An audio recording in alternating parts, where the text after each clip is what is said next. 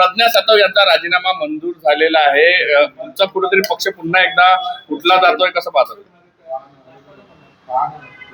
बघा, एक कुठल्या कारणाने तिने राजीनामा दिला आणि बीजेपीने काय प्रलोभन दिलं, कारण की दुसऱ्या पक्षातली लोक बीजेपी प्रलोभन देऊन, कोणाला पैशाचं प्रलोभन, कोणाला पदाचं प्रलोभन देऊन लोक फोडते आहे.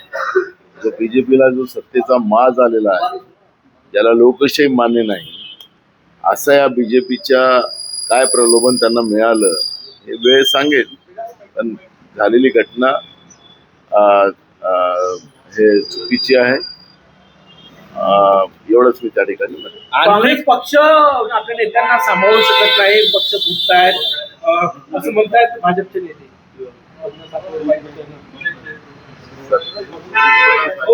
भाजपला सत्तेचा माज आलेला आहे, त्यामुळे ह्या सत्तेच्या माजापोटी ते त्या पद्धतीचं बोलतात.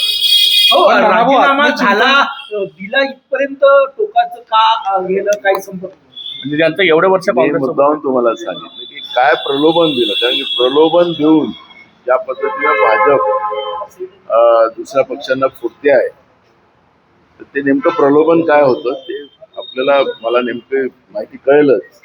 यावर आम्ही प्रतिक्रिया देऊ.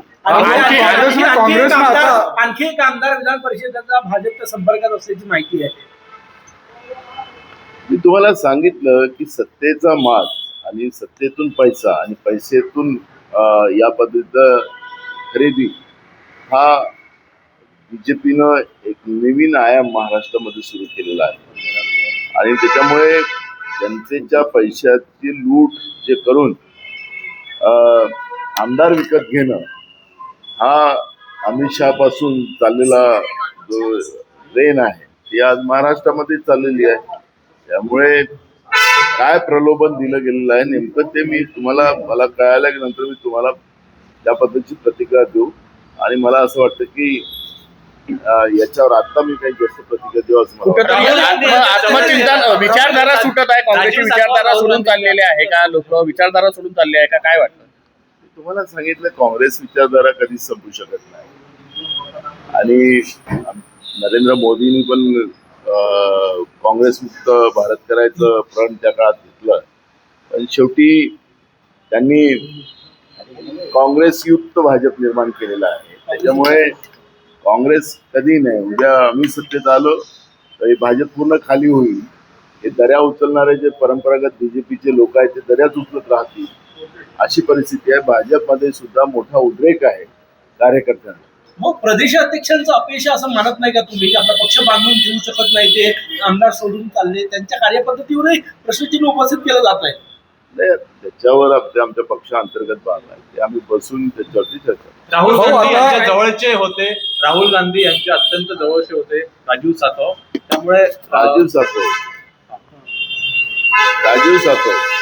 हो, आता प्रज्ञा सातवच्या राजीनाम्यानंतर तुमचं विधान परिषदेमध्ये जे संख्याबळ आहे ते कमी होईल आणि त्यामुळे आता काँग्रेसला जे विरोधी पक्षनेता पद हवं होतं त्याच्यावर आता या राजीनाम्याचा परिणाम होईल. खरं तर यांना विरोधी पक्ष नेतेपद द्यायचंच नव्हतं. आणि ज्यांना लोकशाहीच मान्य नाही, त्या भाजपला, त्यांना संविधानच मान्य नाही, या अधिवेशनामध्ये बिना विरोधी पक्ष नेत्यांनी हे अधिवेशन चाललं. जनतेचे प्रश्न मांडायचे आणि ते सोडून घ्यायची ही लोकशाहीची व्यवस्था आहे. काँग्रेसनी अनेकदा ज्या ठिकाणी त्यांचे 2 खासदारही नव्हते ते 2 खासदार आणून देऊन त्यांना विरोधी पक्ष दिलं गेलं होतं इंदिराजींच्या काळामध्ये. हाही इतिहास काही लपलेला नाही. लोकशाही मध्ये 2 चाकं जी असतात, एक सत्तेची आणि एक विरोधाची, ती जी काही भूमिका आहे, जी काही परंपरा आहे ती भाजपने मोडकीच काढलेली आहे. त्यामुळे संख्याबळ हा विषय नसतो. त्याच्यामध्ये 2 आमदारांनाही सुद्धा काँग्रेसने विरोधी पक्ष पद दिलेलं होतं. त्यामुळे लोकशाहीची जाण जी काँग्रेसने ठेवली ती भाजपकडे नाही, त्यांना संविधानच मान्य नाही. त्याच्यामुळे एक कमी झाला की जास्त झाला याची चर्चा होऊ शकत नाही. काँग्रेस आत्मचिंतन करणार आहे का? नेते सतत सोडून चालले तुम्हाला. भाजप मी तुम्हाला बघायचं सांगितलं की याच्यामध्ये पक्षांतर्गत बसून त्याच्यावर काय चुका असतील त्या आम्ही दुरुस्त करण्याचा प्रयत्न करतो. हो, तुम्ही दिल्ली हायकमांडला हे सगळं समजावून सांगणार का, ज्या पद्धतीनं पक्षाला आता गळ लागलेली आहे भविष्यात? मी तुम्हाला सांगितलं की हे पक्षांतर्गत बाब आहे आणि आम्ही बसून याच्यावरती चर्चा करू. आणखी काही लोक सोडून जाणार आहे, त्यांचा पक्षप्रवेश थांबवण्यासाठी तरी काही प्रयत्न होणार आहे का? काही नावं कळू शकली आहे का तुम्हाला? कोण चालले, कोण संपर्कात? आम्ही सगळ्यांच्या संपर्कात आहोत आणि असं कोणी पक्ष सोडून जात नाही. कोकाटे यांनी काही कंत्राटदारांना खुश करण्यासाठी जे आहे ते मोठा भ्रष्टाचार केला जाण्याची जी चर्चा आहे सिडकोमध्ये काही कंत्राटदारांना खुश करण्यासाठी नियमाची मोडतोड करून जे आहे ते त्या ठिकाणी भ्रष्टाचार केला जातो. तुम्हाला महाराष्ट्रातलं असं एक डिपार्टमेंट नाही, एक सिंगल डिपार्टमेंट नाही त्याच्यामध्ये. आता आपण पाहिलं असेल की परवा सरकारने 280 कोटी रुपये गोरक्षण करणाऱ्या संस्थांना त्यांनी देण्यासाठी काढून ठेवले. मला एक सांगा की 10% या 15% गोरक्षण संस्था या चांगल्या आहेत, त्याला काही विरोध करायचं कारण नाही. मी विधानसभेतही बोलतो, पण अनेक संस्था अशा आहेत की पोलीस आणि गोरक्षण मिळून शेतकऱ्याला लुटतायत आणि शासनाची तिजोरी वेगळी लुटतात आहे.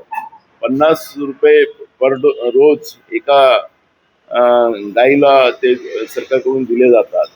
म्हणजे हे गोरक्षण संस्था यांच्या तथागत कथित जे काही संस्था आहेत भाजपच्या, त्यांना हे जनतेचे पैसे लुटून देतात आहेत. त्यामुळे असं एक डिपार्टमेंट नाही, मी उदाहरण दिलं की नुसतं सिडकोच नाही, एक डिपार्टमेंट नाही की या महाराष्ट्रामध्ये जनतेचे पैसे लुटून महायुतीचे लोक कसं आपले लोकांचे बोके भरतात आहेत आणि राज्याचा भकास कसा करतात हे आपण पाहिलंच आहे. मंगेश कुडाळकर जे शिंदे सेनेचे आमदार आहेत त्यांच्यावर सार्वजनिक निधीचा गैरवापर केल्याप्रकारे गुन्हा दाखल करण्याचे आदेश दिलेले आहेत. अनेक आहेत ना, मी तुम्हाला नुसतं संजय कुडाळकर नाही, या सरकारमध्ये भाजपचे आमदार असतील, भाजपचे मंत्री असतील, सेनेचे मंत्री असतील, सेनेचे आमदार असतील, अजित पवारांचे आमदार मंत्री असतील, अनेक लोकांनी सत्तेचा दुरुपयोग केलेला आहे, आपल्या पदाचा दुरुपयोग केला. आमदार निधीमध्ये मोठ्या प्रमाणात गडबड केलेली आहे, काम न करता पैसे घेतलेले आहेत, हे अनेक आहेत. आणि त्याचं एक आम्ही तर मागणी करणार आहोत की एक सार्वजनिक चौकशी या सगळ्यांची केली गेली पाहिजे आणि अधिकारी सुद्धा त्यांना कुठल्या दबावाच्या खाली आणून या पद्धतीनं आमदार निधीची अफरातफर करण्याचं पाप या महायुतीच्या सगळ्या व्यवस्थेने केलेलं आहे ते आपल्याला पाहायला मिळतं. एक मंत्री जे आहे कोकाटे त्यांच्याबद्दल जो न्याय झाला, एक काँग्रेसमधून असा सूर आहे राहुल गांधी सुनील केदार यांना जो न्याय लावला तो कोकाटेंना काही लावलेला नाहीये. काँग्रेसची भूमिका काय आहे सगळ्या कोकाटे प्रकरणावर?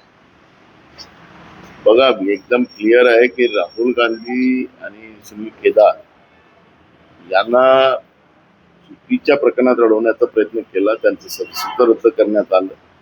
पण कोकाटे रमी सापडलेला आहे. त्यांनी पदाचा दुरुपयोग करून घरकुल म्हणजे ताब्यात घेतलेले होते. हे सांगायचं तात्पर्य असं की हे सगळे रेकॉर्ड असताना सुद्धा या सरकारने त्यांना कृषी मंत्री पद काढून त्यांना क्रीडा मंत्री केलं, त्यांची आमदारकी कायम ठेवली. आणि हे सरकार द्वेषाने राजकारण करताय, कायद्याने नाही. धनंजय मुंडेंची मंत्रीपदी वर्णी लागण्याची शक्यता आहे. धनंजय मुंडेच्या राजीनाम्यानंतर त्याच्यावर आम्हाला चर्चा करायचं नाही. सरकारमध्ये मी सुरुवातीला सांगितलं की 70% दागी मंत्री या फडणवीस सरकारमध्ये आहे.